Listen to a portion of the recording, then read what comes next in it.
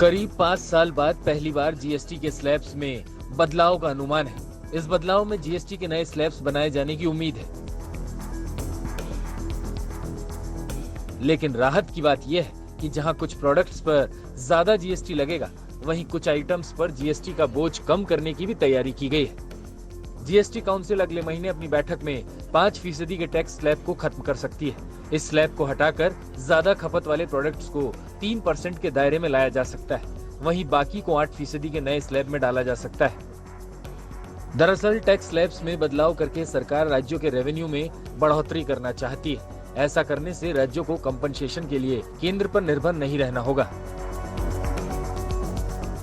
हालांकि टैक्स बढ़ने से महंगाई बढ़ने का खतरा है, जिससे पहले से परेशान आम जनता पर ज्यादा बोझ बढ़ेगा। इसलिए कई तरह की चर्चा और नफा नुकसान के आकलन के बाद ज्यादा खपत वाले आइटम्स को इस बढ़ोतरी से दूर रखने का फैसला किया गया है। इसके साथ ही उम्मीद है कि इस तरह के सामानों पर टैक्स को मौजूद 5% से घटाकर 3% किया जाएगा। रेवेन्यू बढ़ाने के लिए जीएसटी काउंसिल जिन बदलावों पर विचार कर रही है, उसके तहत जिन गैर ब्रांडेड उत्पादों पर फिलहाल जीएसटी नहीं लगता है, उनसे कुछ नॉन फूड आइटम्स को 3% स्लैब में लाया जा सकता है। 5% की स्लैब को खत्म करके इसे 7 से 8 और फिर 9% किया जा सकता है। 5% स्लैब में हर एक 1% की बढ़ोतरी से सालाना 50,000 करोड़ रुपए का अतिरिक्त रेवेन्यू मिलेगा।